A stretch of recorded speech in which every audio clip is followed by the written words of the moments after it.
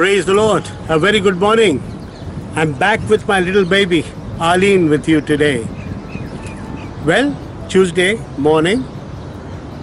Wonderful St. Anthony's Day to each and every one of you all. Well, my baby, how did you find my testimony yesterday? It was really good, brother. So you spoke yesterday about your mother, how she stood firm in her decision, having faith in God. And can you tell us, brother, how we can return our love to our parents? Yes. You know, my dear, if you look at our childhood, you remember your childhood with your parents, your father and your mother, the amount of patience, the way they struggled to bring us up. They were earning money, and whatever we asked for, they would somehow see that we got it. Yes? So they saw that we grew up little by little, send us to school, send us to college, and at last they were like, okay, we have done our responsibility. It was for us to move on from there. Yeah? Now, many a times what happens is, as we become older, say we are in our 20s, then 30s, then 40s, we also have to understand that our parents are becoming older and older and older. And then their reflexes are not like ours. We are very fast, but they are slowing down. And they cannot do things immediately. That thing is the biggest thing that they look forward to. They start feeling lonely. They start feeling totally down and left alone. They don't know what to do and all that. And we people lose our temper because they are not responding to us immediately. The best thing anybody can do for their parents is be very patient with them. Be very loving. Give our most precious time with them. Spend with them. Talk to them. Make them feel loved. Make them feel wanted, which most of the cases doesn't happen.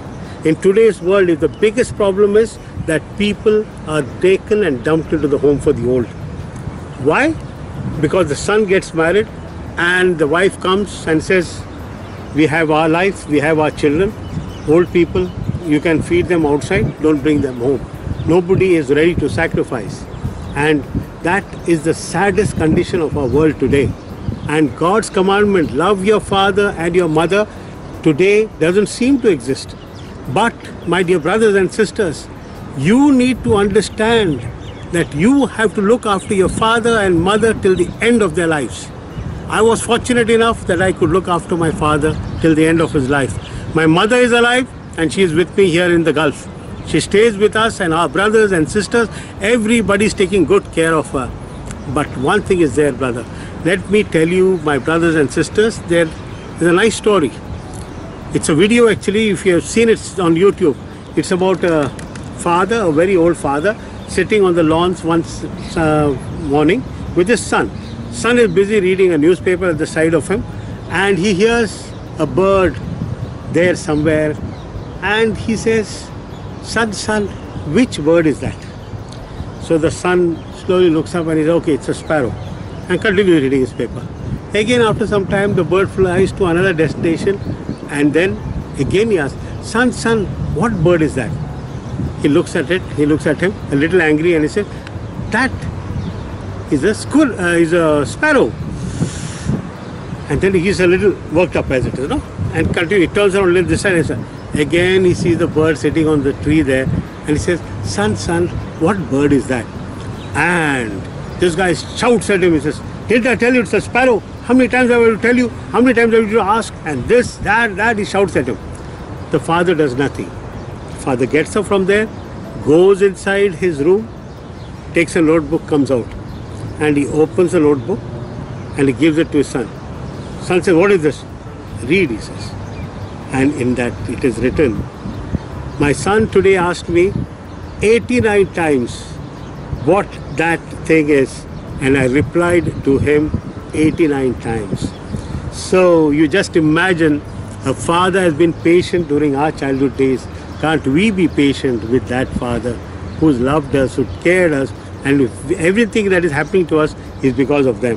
Whether it be our father, whether it be our mother, even at times I get worked up with my mother asking me a lot of things, but I hold myself back and say, no, you got to love your mother, and you got to be patient with her because her age is, she's nearly 80 now, and I just say, Lord, give me the strength and the grace to love her till the end of her life. And that is what we should do. So my dear brothers and sisters, your parents and my parents are not to be in the home for the old.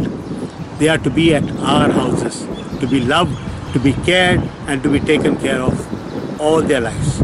Thank you very much. You have a wonderful day. God bless you.